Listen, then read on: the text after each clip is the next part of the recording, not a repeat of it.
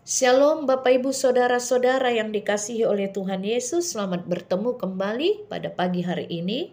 Selamat pagi dan kita akan sama-sama mendengarkan firman Tuhan dalam sebuah persekutuan yang indah tentunya. Maka mari terlebih dahulu kita berdoa. Allah Bapa di surga, segala hormat puji syukur kami panjatkan kehadirat Tuhan yang Maha Kudus. Kami bersyukur dan berterima kasih Tuhan untuk anugerah kasih setia Tuhan yang selalu memberkati hidup kami dalam kehidupan kami setiap hari. Dan pagi hari ini kami juga diberikan kebahagiaan karena boleh bangun dari tidur kami tiada kurang suatu apapun juga. Dapat menikmati udara yang segar, pagi yang cerah, pagi yang indah. Dan bahkan mendengarkan firman Tuhan. Karena itu terima kasih Bapa. Dan biarlah Tuhan, jikalau firman-Mu boleh kami dengar pada hari ini, firman-Mu itu boleh menjadi rema bagi kami. Terima kasih Tuhan Yesus. Terpuji nama Allah Bapa, Anak dan Roh Kudus di dalam nama Kristus Yesus Tuhan kami. Kami berdoa dan mengucap syukur. Amin. Bapak Ibu Saudara-saudara, firman Tuhan yang akan kita dengar pada pagi hari ini diambil dari kitab Markus 13 ayat 11, demikian dikatakan oleh firman Tuhan. Dan jika kamu digiring dan diserahkan, janganlah kamu khawatir akan apa yang harus kamu katakan. Tetapi katakanlah apa yang dikaruniakan kepadamu pada saat itu juga. Sebab bukan kamu yang berkata-kata, melainkan Roh Kudus. Bapak Ibu Saudara-saudara, nats ini bagian dari kitab khotbah tentang akhir zaman di pasal 13 dan perikop dalam permulaan penderitaan dimulai dari ayat 3. Tentu saja ini dalam konteks bagaimana murid-murid Tuhan Yesus akan menghadapi masa yang penuh penderitaan.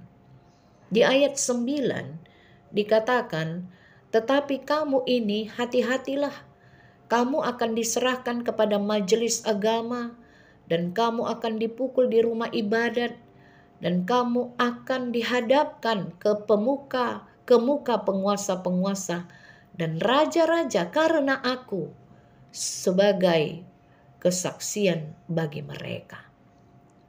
Lalu di ayat 10 dikatakan, tetapi Injil harus diberitakan dahulu kepada semua bangsa.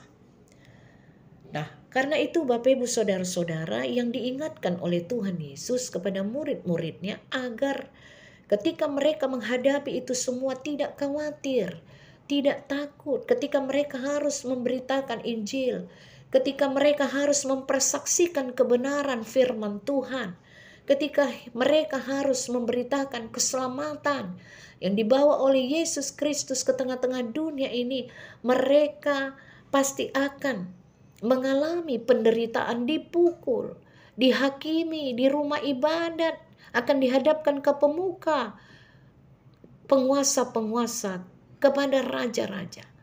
Tetapi Tuhan Yesus mengingatkan mereka, apa yang dikaruniakan kepadamu pada saat itu juga, bukan kamu yang berkata-kata, melainkan Roh Kudus.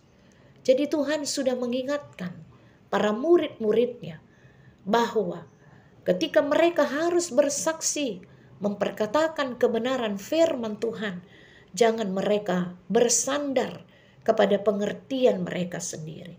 Jangan mereka mengandalkan perkataan mereka sendiri, tetapi biarlah Roh Kudus Tuhan yang berkata-kata atas mereka. Dan itu terjadi seperti apa yang dikatakan oleh Yesus Kristus kepada murid-muridnya.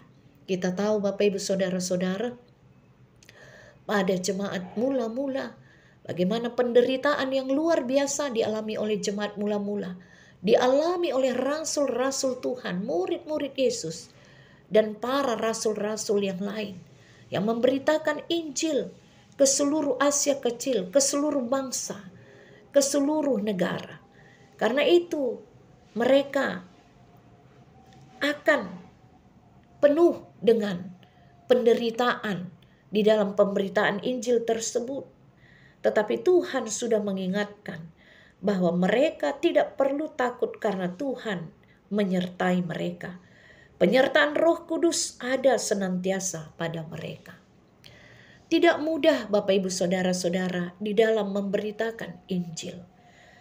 Sebagai contoh apa yang telah dialami oleh Yesus Tuhan sendiri ketika Yesus Kristus dibawa ke mahkamah agama.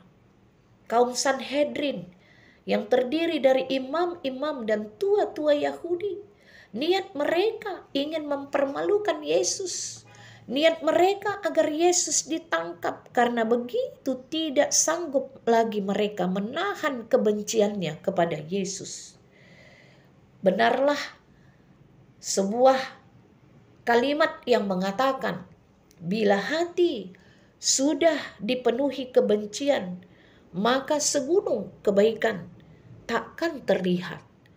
Apa yang dilakukan oleh Tuhan Yesus adalah kebalikan dari apa yang telah dilakukan oleh orang-orang Farisi, kaum terhormat, pemuka-pemuka agama, imam-imam besar, orang Yahudi. Yesus Kristus memperhatikan kelemahan, kebutuhan, kesakitan orang lain.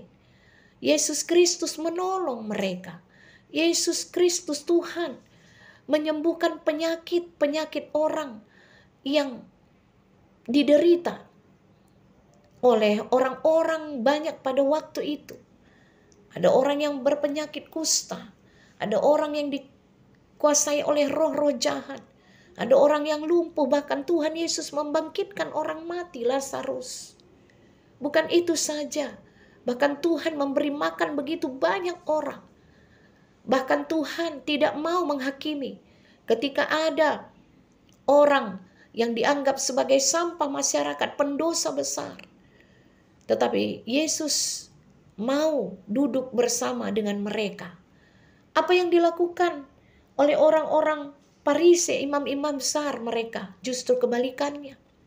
Mereka bersikap munafik, berdoa di tempat-tempat keramaian, berpakaian agung, dan kemudian bersikap eksklusif, menutup diri, menghakimi orang lain dengan mengatakan orang lain berdosa, kami adalah orang yang suci dan saleh.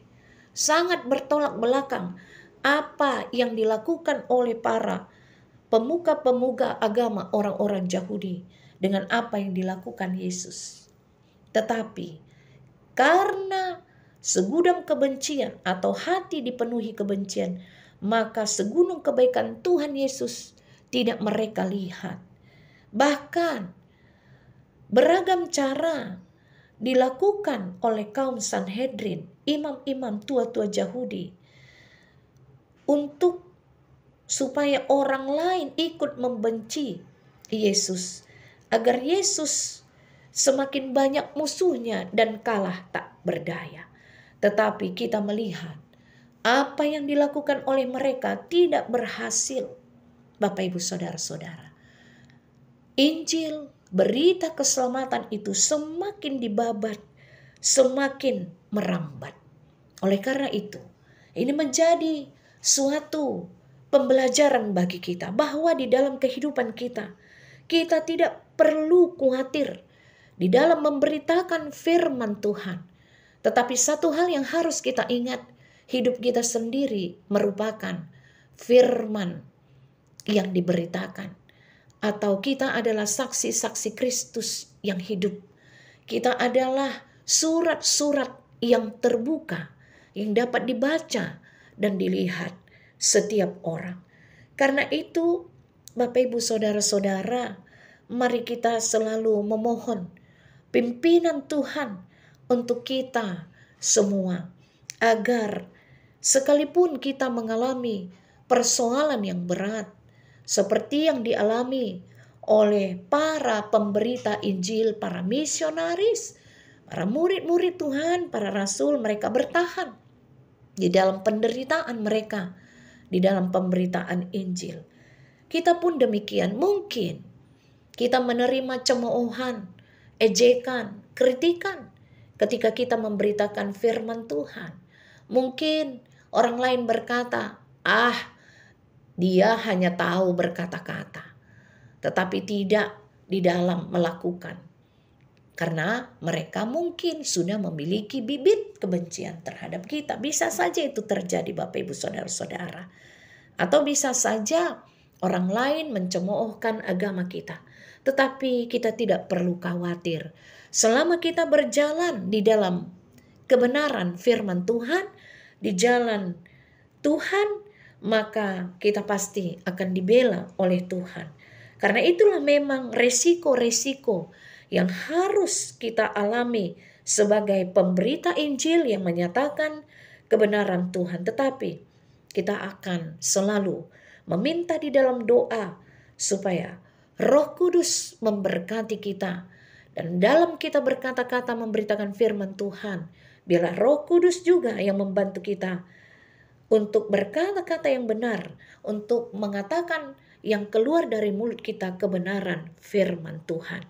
Kalaupun ada orang-orang yang membenci kita atau yang memfitnah atau apapun itu Bapak Ibu Saudara-saudara, mari kita tetap kuat dan menyerahkan itu semua kepada Kristus Tuhan kita. Mari untuk mengatakan apa yang benar. Mari kita semua tidak khawatir dan tetap berjalan di dalam jalan Tuhan dengan penuh sukacita dalam semangat pemberitaan Injil agar firman Tuhan sampai ke ujung-ujung bumi. Amin. Kita berdoa. Bapa di surga, terima kasih Tuhan untuk firman-Mu yang boleh kami dengar pagi hari ini.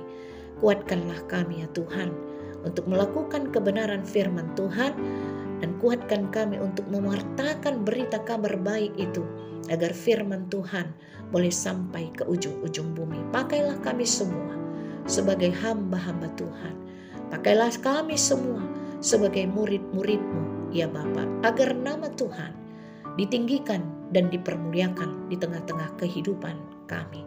Terima kasih Tuhan Yesus. Terpuji nama Allah Bapa. Di dalam Kristus Yesus Tuhan kami berdoa dan mengucap syukur. Amin.